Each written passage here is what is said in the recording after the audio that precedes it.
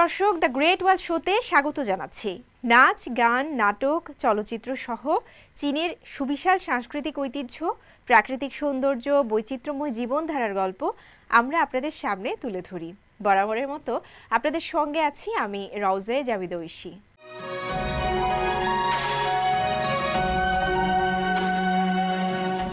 সংস্কৃতিকে একটি দেশের মানুষের আত্মপরিচয়ের ভিত্তি বলে মনে করেন চীনের প্রেসিডেন্ট শি জিনপিং। দেশের উন্নয়ন ও সমৃদ্ধির জন্য ঐতিহ্যবাহী সংস্কৃতি সংরক্ষণ ও প্রসারে বরাবরই কার্যকর পদক্ষেপ গ্রহণ করেন তিনি। ঐতিহ্য আর আধুনিকতার সমন্বয়ে এই সংস্কৃতিকে লালন পালন করতে প্রাদেশিক শক্তিকে কাজে লাগানোর উপরও জোর দেন তিনি। বিস্তারিত থাকছে রিপোর্টে। চীনের পূর্ব উপকূলীয় প্রদেশ জজিয়াং প্রদেশের অর্থনীতি ও সংস্কৃতির উন্নয়নকে শক্তিশালী করতে অঞ্চলের সমৃদ্ধ সাংস্কৃতিক ঐতিহ্যকেই পুরোপুরি কাজে লাগিয়েছেন চীনের প্রেসিডেন্ট শি জিনপিং। 2002 সাল থেকে 2007 সাল পর্যন্ত জজিয়াংয়ের পার্টি প্রধান হিসেবে দায়িত্ব পালন করেন শি জিনপিং। 20 বছরেরও বেশি সময় আগে জজিয়াংয়ে থাকাকালীন প্রদেশের বিভিন্ন দিক নিয়ে ব্যাপক গবেষণা করেছিলেন শি এবং একটি বিস্তৃত উন্নয়ন কৌশল তৈরি করেছিলেন। 2002 সালের নভেম্বরে হাংচৌতে প্রথম পরিদর্শন সফরে পশ্চিম হ্রদ পরিদর্শন করেন শি। সেই বছরের শুরুতে হ্রদ রক্ষার জন্য একটি সংরক্ষণ প্রকল্পের কাজ শুরু হয়। শি চেয়েছিলেন হ্রদের সৌন্দর্য যেন প্রদেশের চারপাশের প্রাকৃতিক পরিবেশের সাথে মিশে যায়। সাংস্কৃতিক নির্মাণের 8টি প্রকল্প বাস্তবায়ন করেন শি, যেগুলো ডাবল আর্ট কৌশল নামে পরিচিত। সেই ধারাবাহিকতায় 180টিরও বেশি সাংস্কৃতিক স্থান সংস্কার করা হয়। মিং রাজবংশের সময়কার মতো দেখতে হ্রদের পশ্চিম অংশটি তখন পুনরুদ্ধার করা হয়েছিল, যার ফলে 2011 সালে ইউনেস্কোর বিশ্ব ঐতিহ্য তালিকায় স্থান করে নেয় পশ্চিম হ্রদ। কমরেড শি প্রাচীন জিনিসগুলোকে সংরক্ষণ এবং সম্মান করার আহ্বান জানিয়েছিলেন। তার নির্দেশনায় আমরা জনসাধারণের সৌন্দর্য উপভোগ করার জন্য হ্রদের চারপাশের দেয়াল ভেঙে ফেলেছি। হ্রদের কাছাকাছি 180টিরও বেশি সাংস্কৃতিক স্থান সংস্কার করেছি, যাতে আরও বেশি মানুষ হ্রদ উপভোগ করতে পারে। প্রেসিডেন্ট শির নির্দেশ ও সহায়তায় প্রদেশটি 2005 সালে প্রাচীন চীনা চিত্রকলার সিরিজ প্রকল্প চালু করে। 5 বছরের মধ্যে প্রদেশের বিশেষজ্ঞরা সফলভাবে সোং রাজবংশের প্রায় 1000-এর বেশি চিত্রকর্ম সংগ্রহ করেছেন, যা আগে বিশ্বজুড়ে ছড়িয়ে ছিটিয়ে ছিল। 2010 সালের ডিসেম্বরে সোং রাজবংশের চিত্রকর্মের সম্পূর্ণ সংগ্রহ বইটি প্রকাশিত হয়েছিল। সোং রাজবংশের চিত্রকর্মগুলো উচ্চ শৈল্পিক মানের কারণে চীনা চিত্রকলার ইতিহাসে শীর্ষস্থানীয়। তবে 1 সহস্রাব্দেরও বেশি সময় পরে অনেক প্রাচীন চিত্রকর্ম বছরের পর বছর ধরে জীর্ণ হয়ে গিয়েছিল। তাই এই সূক্ষ্ম সোং রাজবংশের চিত্রকর্মগুলো সংগ্রহ, সংগঠিত করা এবং ছবি তোলা আমাদের জন্য জরুরি প্রকল্প হয়ে ওঠে। পরিসংখ্যানে দেখা যায় জজিয়াংয়ের সাংস্কৃতিক শিল্পমূল্য সংযোজন এ অঞ্চলের জিডিপির প্রায় 7.1%। 2030 সালের মধ্যে এই হার 8% ছাড়াবে বলে আশা করা হচ্ছে। জজিয়াংয়ের ওয়েস্ট লেক এবং লিয়াংচু শহরের প্রত্নতাত্ত্বিক ধ্বংসাবশেষ দেখতে এখন ভিড় জমায় লক্ষাধিক পর্যটক। কৃত্রিম বুদ্ধিমত্তা, রোবোটিক্স ও গেম সায়েন্সের মতো সাংস্কৃতিক পরিবেশনার হাত ধরেও বিস্তৃত হচ্ছে প্রদেশটির অর্থনৈতিক সম্ভাবনা। তামান্না জেনিফার, সিএমজি বাংলা। চীনের গ্রীষ্মকালীন ছুটি এখন পুরোদমে চলছে, আর সেই ছুটিকে ঘিরে দেশ জুড়ে পর্যটন কেন্দ্রগুলোতে চলছে ব্যস্ততা, উৎসব আর ঐতিহ্য সংরক্ষণের এক প্রাণবন্ত প্রচেষ্টা। কোথাও প্রাচীন জল অনুষ্ঠান, কোথাও বরফ ঠান্ডা নদীতে সাঁতার। চীন যেন গ্রীষ্মেও ভরপুর বৈচিত্র্যে। রিপোর্টে থাকছে বিস্তারিত। চীনের গ্রীষ্মকালীন ছুটির মৌসুমে দেশের নানা প্রান্তে ছুটছে মানুষ। পর্যটকদের আকর্ষণে নানা আয়োজন নিয়ে হাজির হয়েছে প্রতিটি জেলা, শহর আর অঞ্চল।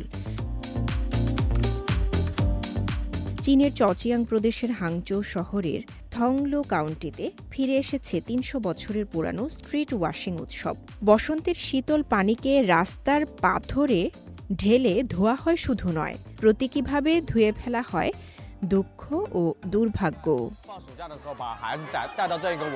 আমি অনলাইনে এই ঐতিহ্য সম্পর্কে জেনেছিলাম, তাই ছুটিতে আমার শিশুকে নিয়ে এসেছি, যাতে ও প্রকৃত সংস্কৃতি ও গ্রীষ্মের আনন্দ অনুভব করতে পারে। উৎসবকে আরও আকর্ষণীয় করে তুলেছে স্থানীয় ঐতিহ্যবাহী খাবার, রাইস কেক আর হার্বাল জেলি। গরমে ঠান্ডা এই খাবার যেন উৎসবের স্বাদে যুক্ত করেছে বাড়তি আনন্দ। চচিয়াংয়ের আরেক শহর চিয়ানততে গ্রীষ্মেও চলে winter swim in summer. 17 degree Celsius পানিতে 900 মিটার পাড়ি দেন প্রায় 2500 সাহসী সাঁতারু। এই ইভেন্ট এখন চীনের শীতপ্রেমী সাঁতারুদের জন্য এক বার্ষিক আয়োজনে পরিণত হয়েছে।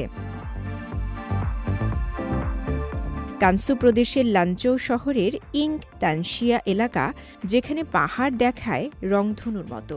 চলমান গ্রীষ্মকালীন তাপ প্রবাহে পর্যটকদের স্বস্তি দিতে স্থানীয় পার্ক কর্তৃপক্ষ নিয়েছে বিশেষ উদ্যোগ। তারা ছাত্রদের জন্য ছাড়মূল্য টিকিট দিয়েছে, পাশাপাশি ট্রেন ও বিমান যাত্রীদের জন্যও থাকছে বিশেষ সুবিধা। এছাড়াও নতুন করে যুক্ত হয়েছে 3 কিলোমিটার দীর্ঘ কাঁচের পানির উপর রাফটিং স্লাইড। রঙিন পাহাড়ের কোলে এই রোমাঞ্চকর অভিজ্ঞতা একদিকে যেমন গরমে স্বস্তি দেয়, অন্যদিকে পর্যটনের আনন্দকেও করে তোলে বহুগুণ বেশি উপভোগ্য। এইসব উদ্যোগে পার্কটিতে রেকর্ড সংখ্যক দর্শনার্থীর আগমন হয়েছে, যা আগের বছরের তুলনায় বেড়েছে প্রায় 20%। প্রতিদিন প্রায় 6000 জন। পানি, পাহাড়, উৎসব আর সংস্কৃতির মেলবন্ধনে চীনের গ্রীষ্মকালীন পর্যটন হয়ে উঠেছে স্মরণীয় অভিজ্ঞতা। ঐতিহ্যকে ধারণ করে আধুনিক আয়োজনে প্রতিটি অঞ্চল নিজের মতো করে সাজিয়ে নিচ্ছে ছুটির এই উৎসব। Rawze Zabida Oishi, CMG Bangla. CMG spring festival gala 2025-এর অন্যতম জনপ্রিয় গান হল অল ড্রিমস ফুলফিলড। এই গানে চীনের মূল ভূখণ্ড হংকং, তাইওয়ান এবং ম্যাকাওয়ের শিল্পীরা একসঙ্গে পারফর্ম করেন, যা একতা ও সম্প্রীতির প্রতীক হয়ে ওঠে। গানটির মূল বার্তা আশা, স্বপ্ন পূরণ এবং সবার সুস্বাস্থ্য ও আনন্দ কামনা করা। গানটির মূল থিম হচ্ছে পৃথিবীতে কেউ অপরিচিত নয়, আমরা সবাই বন্ধু।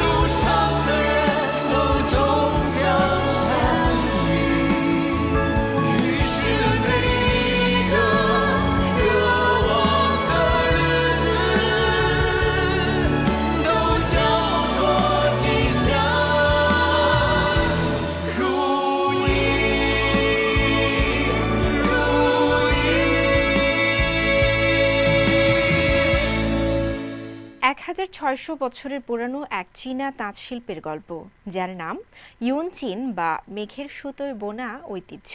নানজিং শহরে জন্ম নেওয়া এই বুনন শিল্প একসময় রাজকীয় পোশাকে ব্যবহৃত হতো, আর এখন আধুনিক প্রযুক্তির ছোঁয়ায় সেই ঐতিহ্য ফিরে পাচ্ছে নতুন প্রাণ।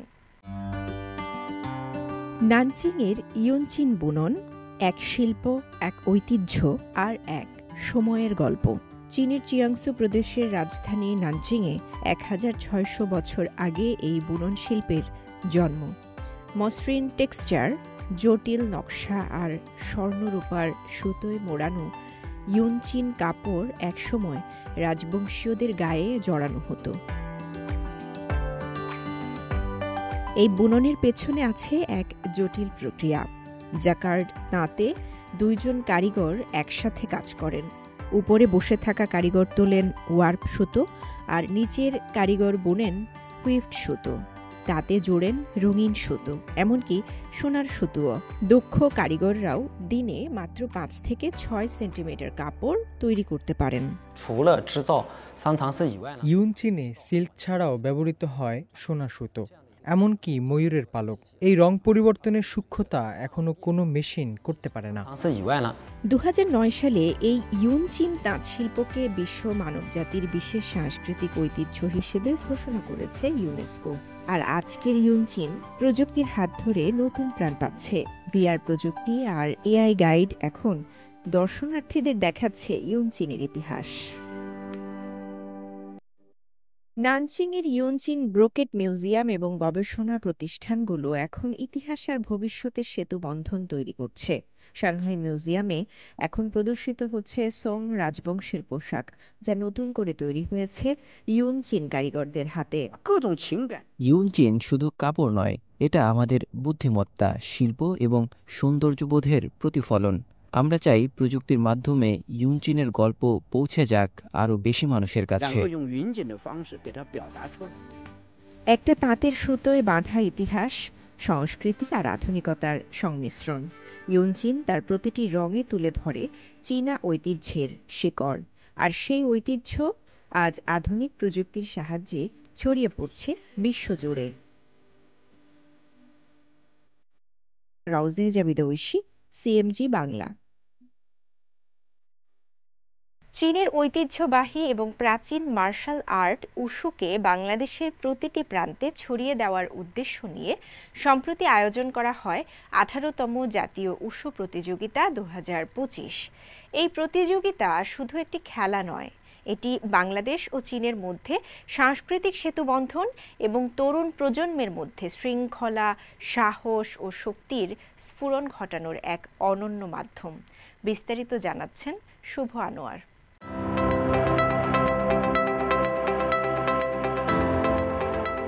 চীনের ঐতিহ্যবাহী প্রাচীন শিল্প উশুকে বাংলাদেশের প্রতিটি কোনায় কোনায় পৌঁছে দিতে দেশে আয়োজন করা হলো উশুর অন্যতম মর্যাদাপূর্ণ 18তম জাতীয় উশু প্রতিযোগিতা 2025। রাজধানীর মিরপুরে শহীদ সোহরাওয়ার্দী ইনডোর স্টেডিয়ামে 5 দিনব্যাপী এই চ্যাম্পিয়নশিপের সমাপনী ও পুরস্কার বিতরণী অনুষ্ঠিত হয়। এতে প্রধান অতিথি হিসেবে উপস্থিত ছিলেন বাংলাদেশে অবস্থিত চীনা দূতাবাসের কালচারাল কাউন্সিলর লি শাওফেং। এছাড়াও দেশের ক্রীড়াক্ষেত্রে বিশিষ্ট ব্যক্তিবর্গ অতিথি হিসেবে উপস্থিত ছিলেন, যারা খেলোয়াড়দেরকে উৎসাহ প্রদান করেন। অনুষ্ঠানটিতে সভাপতিত্ব করেন বাংলাদেশ উশু ফেডারেশনের সভাপতি মেজর জেনারেল রিদওয়ানুর রহমান। এই টুর্নামেন্টের প্রতিটি প্রতিযোগীর কাছ থেকে আমরা বাংলাদেশের সাহস ও শক্তি, তারুণ্যের প্রাণবন্ততা ও উদ্দীপনা এবং এই দেশে মার্শাল আর্টের উন্নয়নের উজ্জ্বল ভবিষ্যৎ প্রত্যক্ষ করেছি। আপনারা শুধু মার্শাল আর্টের উত্তরাধিকারী নন, আপনারা চীন বাংলাদেশ বন্ধুত্বেরও দূত। আপনাদের প্রচেষ্টার মাধ্যমে এই প্রাচীন শিল্প বাংলাদেশে বিকশিত হতে থাকবে এবং আমাদের দুদেশের মানুষকে আরও কাছাকাছি আনবে। এবারের জাতীয় প্রতিযোগিতায় সেনা, পুলিশ, আনসার ও ভিডিপি, বিকেএসপি সহ দেশের বিভিন্ন জেলা থেকে মোট 500 জন খেলোয়াড় অংশগ্রহণ করেন। পুরুষ ও নারী মিলিয়ে মোট 27টি স্বর্ণপদক ইভেন্টে প্রতিদ্বন্দ্বিতা হয়। এর মধ্যে সান্দা ফাইট ইভেন্টে 19টি ইভেন্ট এবং তাওলু ইভেন্টে 8টি ইভেন্ট, সব মিলিয়ে বিজয়ীদের মাঝে 108টি পদক বিতরণ করা হয়। আমি মনে করি বাংলাদেশের যে প্রেক্ষাপট চলতেছে, এখানে প্রতিটা মেয়ের উশু শেখা প্রয়োজন। কারণ হচ্ছে বিভিন্ন জায়গায় আজকে মেয়েরা নিরাপদ নয়, বিভিন্ন জায়গায় ইফটিজিং হচ্ছে। সেক্ষেত্রে মেয়েরা যদি উশুটা শিখে তাহলে নিজেদের কনফিডেন্স বাড়বে এবং হচ্ছে তারা সেলফ ডিফেন্স করতে পারবে এবং নিজে একা তো বাঁচতে পারবে, জাতিকেও বাঁচাতে পারবে। আমি এটা মনে করি আর কি। আসলে উশুটাকে সবাই বর্তমানে আর কি উশু সম্পর্কে এমন অনেকে আছে যে যারা ভালো করে জানেই না। আমার মনে হয় আর কি যে নিজের সেফটি, রাস্তাঘাটে চলার সময় তাদের যে এই সমস্যাগুলো হয় তা সব সময় কাউকে না কাউকে তাদের সঙ্গে সেফটির জন্য যাইতে হয়। আমার মনে হয় আর কি যদি আমরা উশুটাকে রপ্ত করতে পারি আর কি, তাহলে এই সমস্যাগুলো হবে না। এবারে বিশেষ আকর্ষণ হিসেবে স্বর্ণপদক জয়ী 27 জন খেলোয়াড়কে ইলেকট্রনিক পণ্য উপহার দেওয়া হয়। পাশাপাশি দলীয় ইভেন্টের চ্যাম্পিয়ন দলকে ট্রফি প্রদান করা হয়। জাতীয় প্রতিযোগিতায় বিজয়ীদের নিয়ে আগামী 1 আগস্ট থেকে মিরপুর ক্রীড়াপল্লীতে একটি আবাসিক প্রশিক্ষণ ক্যাম্প শুরু হবে, যেখানে স্বর্ণ রৌপ্য পদকজয়ীরা প্রাধান্য পাবেন। মূলত ভবিষ্যতে আন্তর্জাতিক প্রতিযোগিতার জন্য এখান থেকেই নতুন প্রতিভাবান খেলোয়াড় খুঁজতে চায় বাংলাদেশ উশু ফেডারেশন। শুভ আনোয়ার, সিএমজি বাংলা, ঢাকা। সাংহাইয়ের ৪৫টি জাদুঘর গ্রীষ্মকালীন নাইট ট্যুর চালু করেছে, যেখানে দর্শনার্থীরা সন্ধ্যায়ও এই প্রদর্শনী উপভোগ করতে পারছেন। সাংহাই মিউজিয়ামে প্রাচীন মিশরীয় সভ্যতা ও রোল প্লে গেম দর্শকদের কাছে বেশ জনপ্রিয় হয়ে উঠছে। পাশাপাশি দর্শনার্থীর সংখ্যাও বেড়েছে ৩০ থেকে ৪০%। এছাড়া ফেংচিয়ান মিউজিয়ামেও তুলে ধরা হচ্ছে থাং রাজবংশের সংস্কৃতি। গ্রীষ্মকালীন ছুটিকে কেন্দ্র করে সাংহাইয়ের জাদুঘরগুলো চালু করেছে নানা ধরনের নাইট ট্যুর প্যাকেজ, যা দর্শনার্থীদের দিচ্ছে চীনা সংস্কৃতি অবগাহনে একটি ভিন্ন অভিজ্ঞতা। ছুটির এই সময়ে জাদুঘরগুলো সাধারণত পর্যটকদের কাছে বিশেষ আকর্ষণের কেন্দ্রবিন্দু হয়ে ওঠে। সাংহাইয়ের মোট ৪৫টি জাদুঘর তাদের খেলার সময়সীমা বাড়িয়ে সন্ধ্যা পর্যন্ত চালু রেখেছে, যাতে আরও বেশি দর্শক সহজেই প্রদর্শনীগুলো উপভোগ করতে পারেন। ১ জুলাই থেকে রাত ৯টা পর্যন্ত খোলা রাখা শুরু করেছে সাংহাই মিউজিয়াম, বিশেষ করে তাদের প্রাচীন মিশরীয় সভ্যতা প্রদর্শনী দর্শকদের কাছে আরও বেশি সময় নিয়ে উপভোগ করার সুযোগ করে দিতে। এছাড়া এই জাদুঘর বিশেষ ধরনের রোল প্লে গেম ভিত্তিক ট্যুর চালু করেছে, যেখানে দর্শকরা বিভিন্ন চরিত্রে অংশ নিয়ে নানা মিশনে অংশ নিতে পারেন, সংগ্রহ করতে পারেন স্ট্যাম্প এবং গল্পের ভেতর দিয়ে প্রাচীন মিশরীয় সভ্যতা উপভোগ করতে পারেন। আমি এখানে এসেছি মূলত সাংহাই মিউজিয়ামের নাইট ট্যুরে অংশ নিতে। আমি মহাযাজকের পোশাক পরেছি আর আমার বন্ধু সেজেছে রাজপুত্র। গল্পের সঙ্গে তাল মিলিয়ে আমরা প্রাচীন চীনে ঘুরে আসার এক অভিনব অভিজ্ঞতা উপভোগ করেছি। নাইট ট্যুর চালুর পর আমাদের গ্রীষ্মকালীন দর্শনার্থী গত বছরের তুলনায় ৩০ থেকে ৪০% বেড়েছে। এখন প্রতি রাতে প্রায় ৩,০০০ দর্শনার্থী আসছেন। বিশেষ করে সাপ্তাহিক ছুটির দিনগুলোর অ্যাপয়েন্টমেন্ট স্লট ১ থেকে ২ সপ্তাহ আগেই পূর্ণ হয়ে যাচ্ছে। সাংহাইয়ের ফেংচিয়ান মিউজিয়ামেও শুরু হয়েছে নতুন নাইট ট্যুর, যেখানে থাং রাজবংশের সংস্কৃতির ছোঁয়া রয়েছে। আগস্ট পর্যন্ত সাপ্তাহিক ছুটির দিনগুলোয় মিউজিয়ামটি খোলা থাকবে রাত ৯টা পর্যন্ত। এই ট্যুরে হানফু পড়া গাইডরা থাং যুগের ঐতিহ্যবাহী অভ্যর্থনা প্রদর্শন করেন। এতে রয়েছে ২ হাত ক্রস করে হাঁটু গেড়ে অভিবাদন জানানোর রীতি, যেখানে দর্শকরা থাং রাজবংশের সংস্কৃতি আরও ঘনিষ্ঠভাবে অনুভব করার সুযোগ পাচ্ছেন। Shanghai municipal administration of culture and tourism জানিয়েছে, এই গ্রীষ্মে শহরের বিভিন্ন জাদুঘরে নাইট ট্যুরের মূল লক্ষ্য হচ্ছে চীনা সংস্কৃতিকে আরও ঘনিষ্ঠভাবে উপভোগ করার সুযোগ এনে দেয়া এবং জাদুঘরগুলোর সামাজিক ভূমিকা জোরদার করে স্থানীয়দের জীবনমান উন্নত করা। হোসনে মোবারক সৌরভ, সিএমজি বাংলা। দর্শক, দ্য গ্রেট ওয়াল শো আজ এ পর্যন্তই। আমাদের অনুষ্ঠানটি টেলিভিশনের পাশাপাশি সোশ্যাল মিডিয়ার মাধ্যমে দেখতে www.facebook.com/cmg বাংলা এবং ইউটিউব চ্যানেল সিএমজি বাংলাতে ভিজিট করতে পারেন। পরবর্তী পর্বে নতুন কোনো আয়োজন নিয়ে দেখা হবে আপনাদের সঙ্গে। সে পর্যন্ত সবাই ভালো থাকুন, সুস্থ থাকুন। 再见。